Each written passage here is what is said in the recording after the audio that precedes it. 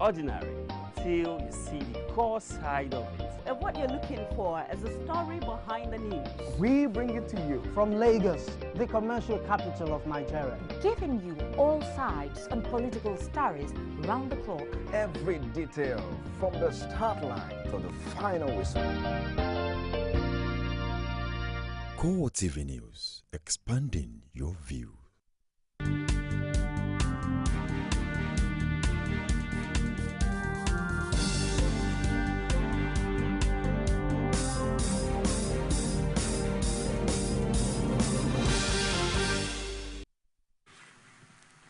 Hello there and welcome to CoreTV News on the Hour with me, Sabena Izuku.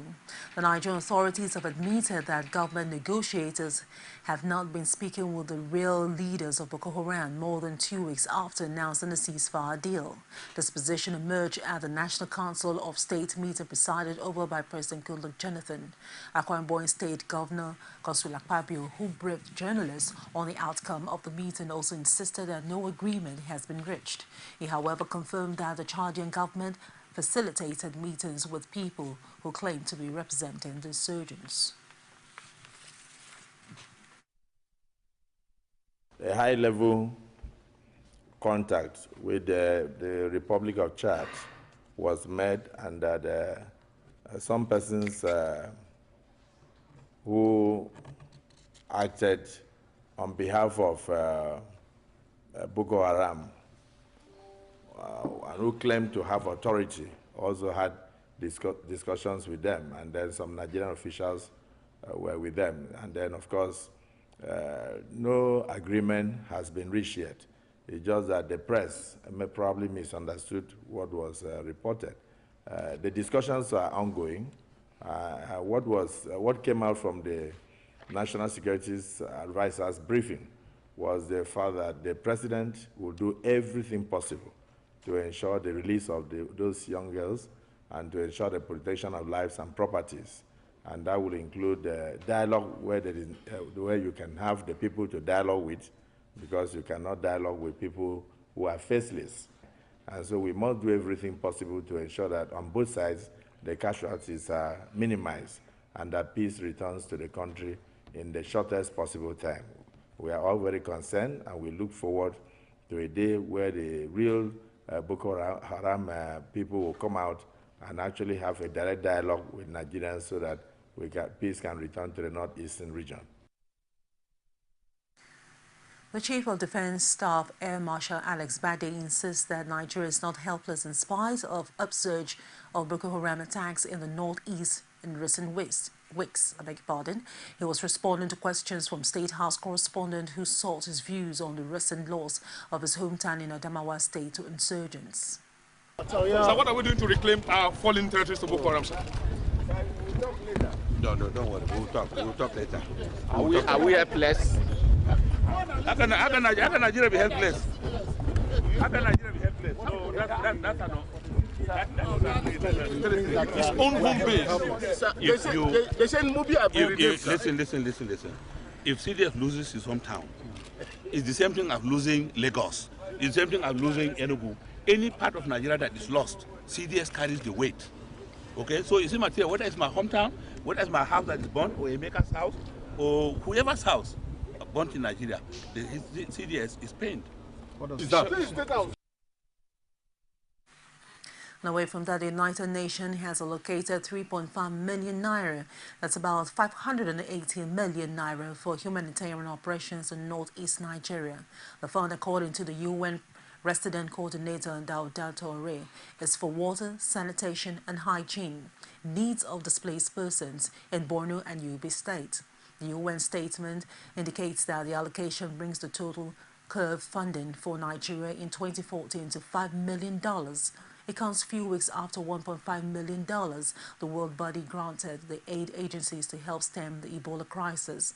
According to most recent assessment by National Emergency Management Agency, NEMA, more than 740,000 people have been displaced since January 2014 in northeast Nigeria.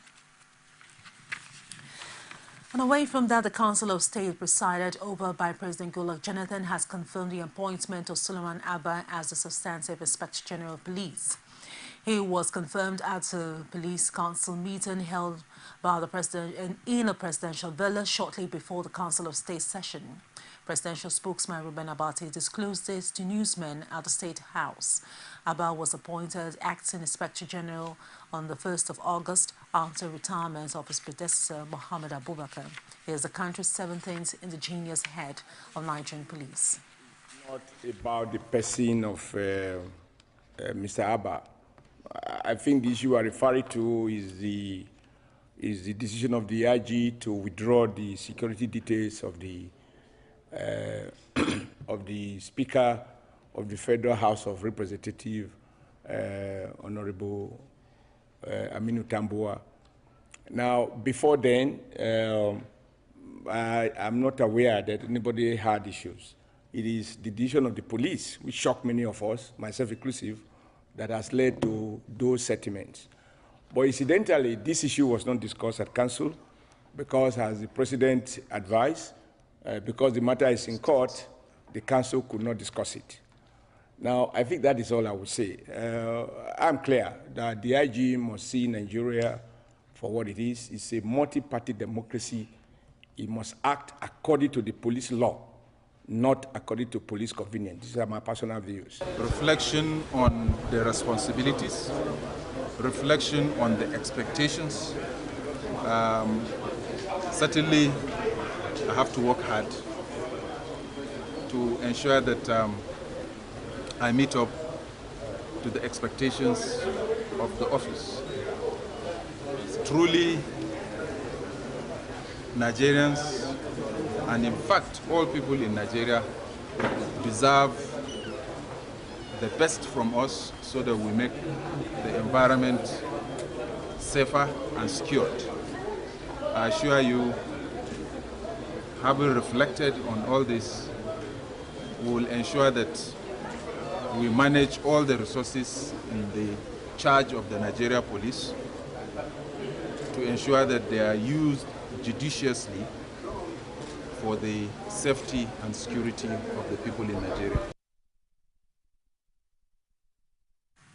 The Lagos State Governor Babatunde Fashola has called on residents to resist the federal task force controlling traffic on federal roads in the state. Fashola, who described the activities of the task force as illegal, was speaking at the 5th anniversary of the resuscitation of voluntary uniform organization in Lagos public schools at the Police College ground in Ikeja. Abiola Oluwale's report is presented from our studio. Members of voluntary uniformed organizations gathered at the Police College ground Ikeja to commemorate the 5th anniversary of the resuscitation of the clubs by the state government. After the traditional march past by different uniformed organizations, Governor Fashola says revamping such organization is a step geared towards inculcating the spirit of honesty and hard work amongst the school children. Some people have opted to develop the infrastructure of the stomach. I am convinced that when they reflect, they will understand that it is better to prepare people to feed themselves by educating them and equipping them instead of preparing to feed them. On the takeover of federal roads in the state by men of Federal Task Force, Fashola called on residents not to cooperate with them, saying that their activities are not backed by the law. We will not be provoked. We expect that at some point in time, common sense will prevail. They have no right to manage traffic. The only agencies empowered by law to manage traffic in Lagos is LASMA and Federal Road Safety on federal roads. And citizens should just resist them and refuse to cooperate with them. Fashola says the Federal Task Force is set up with the Shopee funds. We'll take a short break, and when we return, CoreTV News on the Hour continues. Stay with us. There is an Ebola virus epidemic in some West African countries. The Nigerian government wants you to be aware and watch out against the spread of Ebola in your community. Help keep our country safe and watch out for severe cases of fever, headaches, diarrhea, chest and abdominal pain, sore throat, cough, red eyes, and bleeding from the eyes, ears, and nose, especially when these symptoms are found in persons coming into Nigeria from other West African countries. Protect yourself. Wash your hands regularly with soap and running water, or use a hand sanitizer.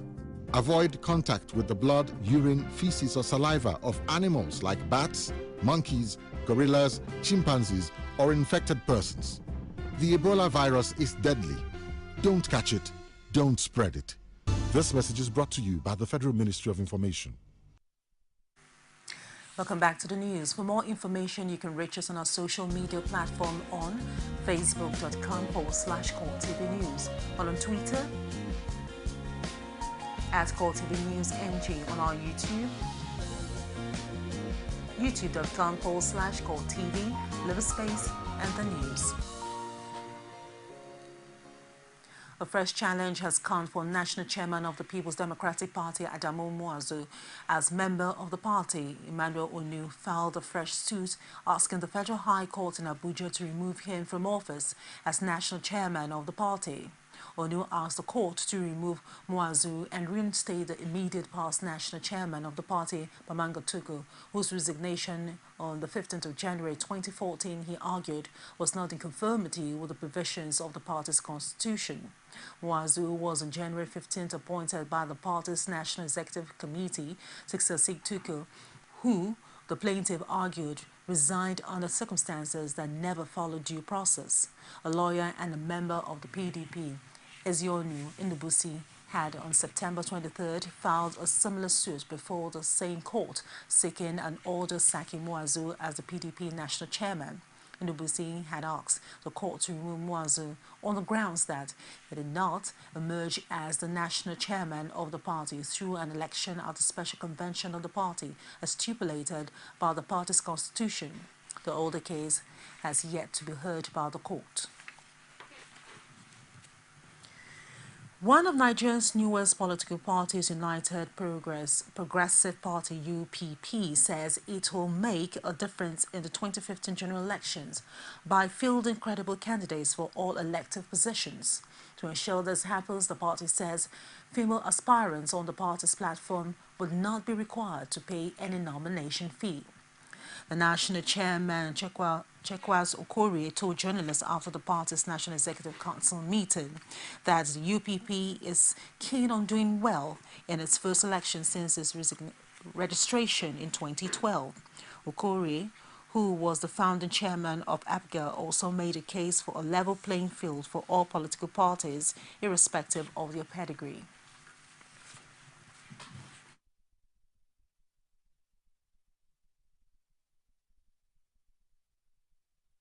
The National Executive Committee approved the guidelines and timetable for our party's congresses / primary elections for all elective offices in the country, including the presidential primary election / National Assembly, National Convention.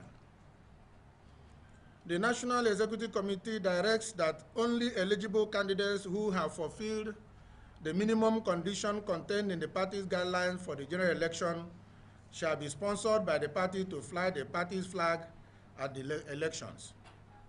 Exception is, however, made for female aspirants who are not required to pay nomination fees in line with our party policy on gender issues as contained in the party's manifesto. The National Executive Committee urges the Independent National Electoral Commission to continue to do all that is necessary to ensure that the 2015 general election is free, fair, credible, and transparent.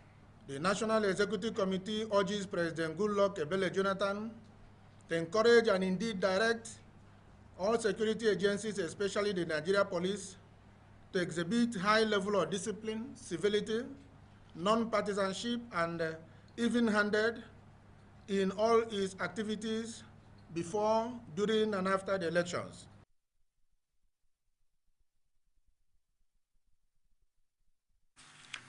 Newly confirmed Inspector General of Police Suleiman Alba has refused to speak on his decision to withdraw the orderlies of the Speaker of the House of Representatives, Aminu Tambuwa.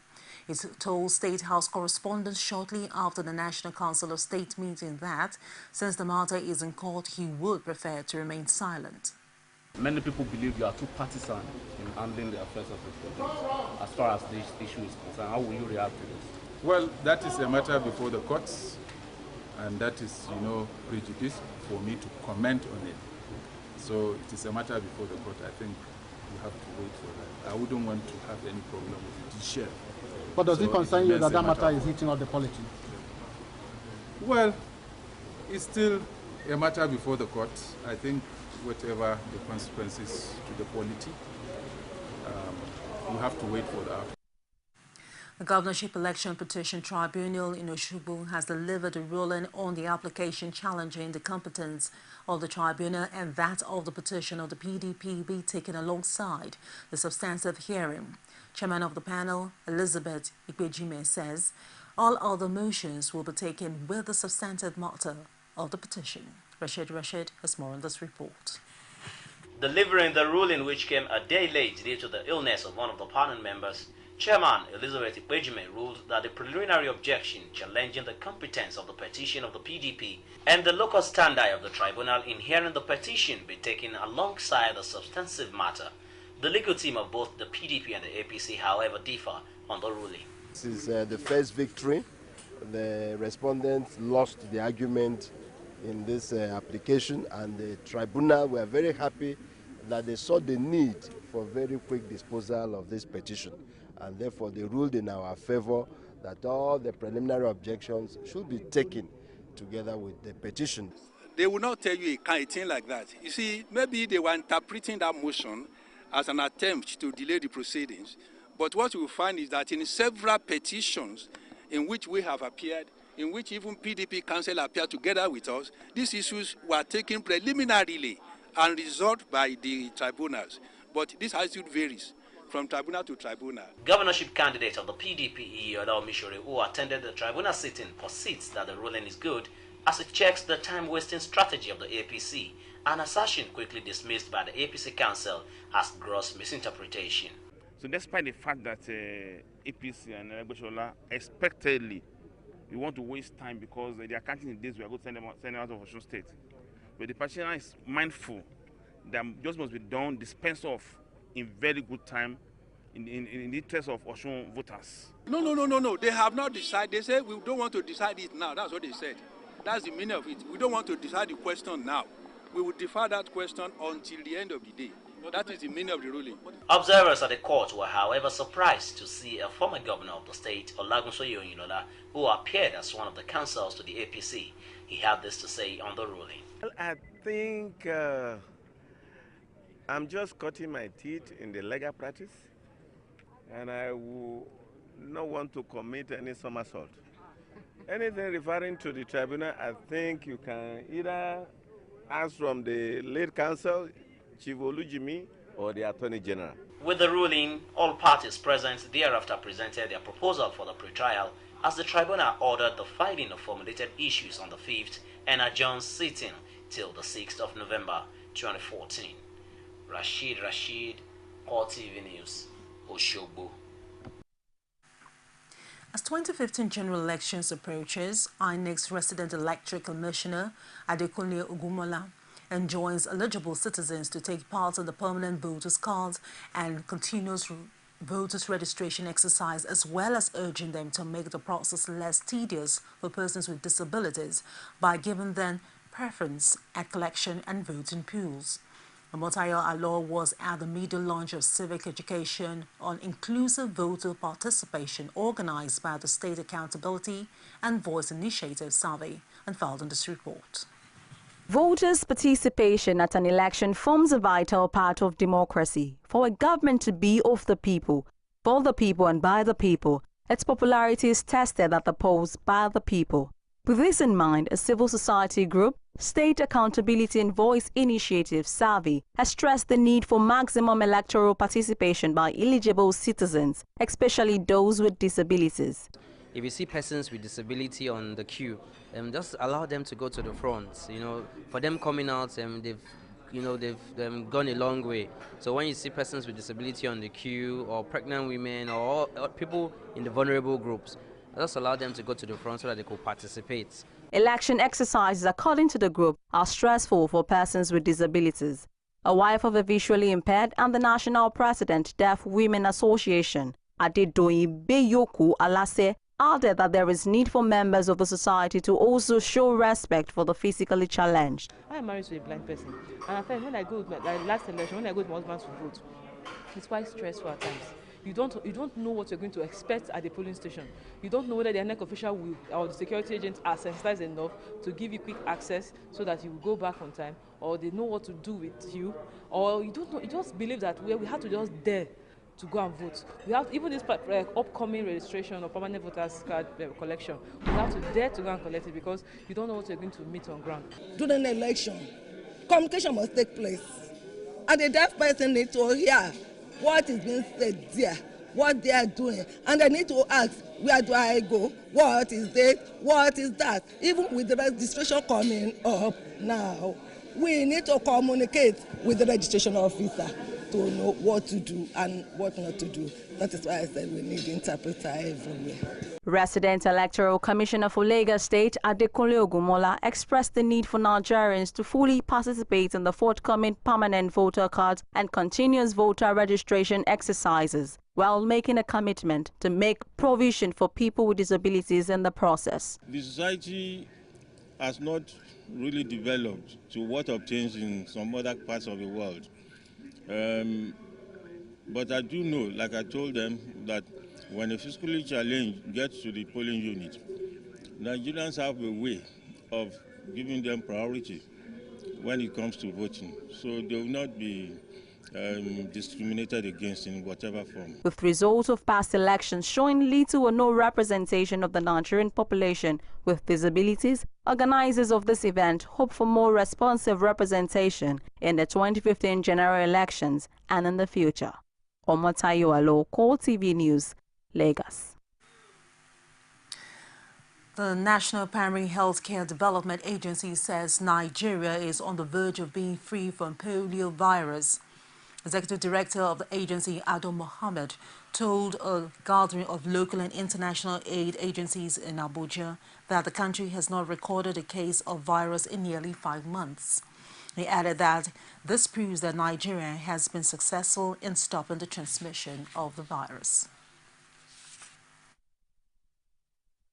I want to appreciate the states for the support they gave us in our effort to contain Ebola virus disease.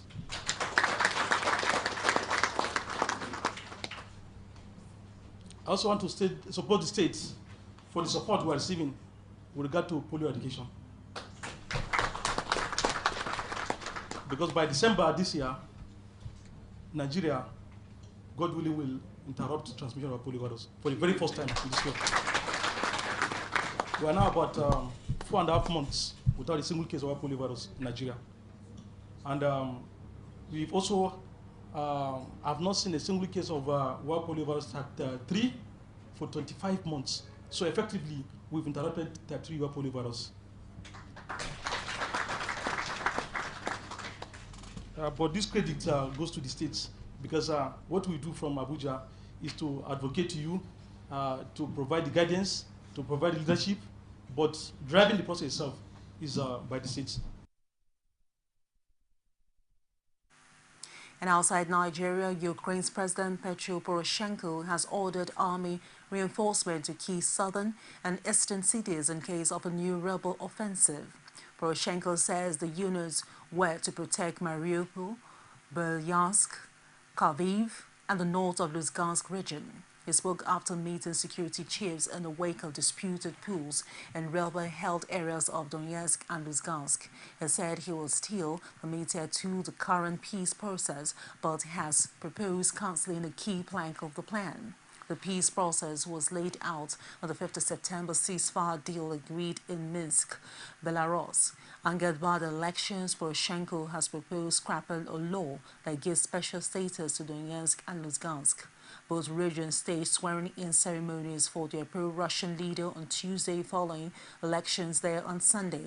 Alexander Zakashenko was inaugurated president of Donetsk People's Republic, while Igor Honiski was sworn in as president of Lugansk People's Republic. The polls were held against background of a conflict that has killed more than 4,000 people in eastern Ukraine since April. And that's it on the news on the hour. Do join us at the top of the hour for more. I am Sabina Izoku, and thank you very much indeed for watching.